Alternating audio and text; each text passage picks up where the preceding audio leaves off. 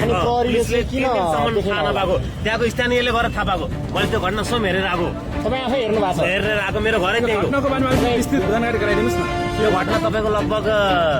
जुन दिन बच्चा हरायो नि त्यो दिन बच्चा हराउँदाखेरि गएर पुलिसलाई रिपोर्ट गर्यो पुलिस दुईटा पुलिस पठायो हेर्नु लगभग 200-300 जना गाउँले सबैजना मिलेर गएर पुरै जङ्गल खोजेको जस्तो यो घर भयो यतापट्टि जङ्गल भयो सँगै छ घर र जङ्गल सँगै छ दुईटा पुलिस पठाएर त्यो खोजेर भ्याउँछ त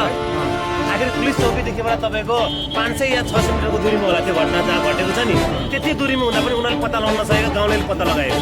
गाउँले पत्ता लगायो पुलिसले खोजी निकै गरेन राम्रोसँग। दुईजना पुलिसले के गर्न सक्छ कसरी खोजेर पत्ता लगायो जति मात्रामा आवश्यक प्रहरी खटाउनु पर्छ त्यति मात्रामा प्रहरी खटाइनु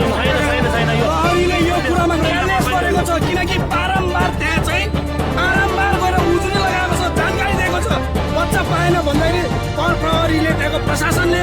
मेन त्यहाँको उसले चाहिँ मतलब गरेको थिएन मतलबै गरेको थिएन भनेपछि प्रहरीले खोज्नुपर्छ भनेर सिरियस लिएन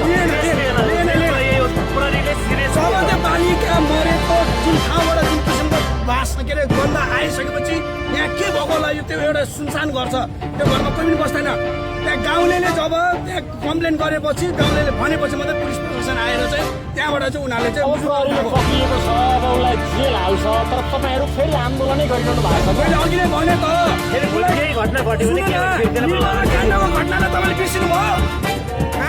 कारवाही कारवाही भएको छ बलात्कारीले कारवाही भएको छ को छ भोलि तपाईँ घरमा घट्न सक्छ भोलि मेरो घरमा घट्न सक्छ भोलि उहाँको घरमा घट्न सक्छ सरकारी खाना खुवाएर राखेर हुन्छ त एउटालाई फाँसी दियो भने भोलि अर्कोले अपराध गर्नु भन्दाखेरि 1000चोटि सोध्छ ए सजाय यस्तो भएको थियो भनेर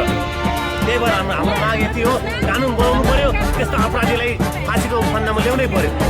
हाम्रो माग यति मात्रै हो बलात्कारीलाई फाँसी दे बलात्कारीलाई फाँसी दे भनेर यहाँ युवाहरू मध्येघरमा आएको देख्छ न्याय दे फाँसी दे गरिमालाई न्याय दे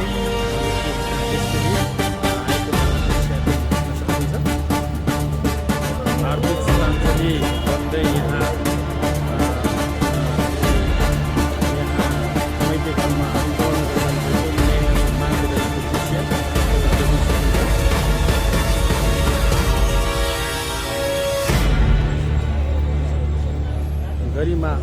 गरिमालाई न्याय दे भन्दै मध्येघरमा चाहिँ यहाँ चाहिँ 12 मा चाहिँ यहाँ बलात्कारपछि हत्या भएको भनेर चाहिँ यहाँ सुन्नमा आएको छ र यसलाई प्रहर प्रशासनबाट नै यसलाई के आधिकारिक जानकारी आउँला तर यहाँ काठमाडौँ मात्र नभइकन यो 12 जिल्लामा र साथै विभिन्न ठाउँहरूमा यो गरिमालाई न्यायको लागि चाहिँ आन्दोलन चर्किरहेको दृश्य हामी देख्न सक्छौँ र यसै सिलसिलामा काठमाडौँ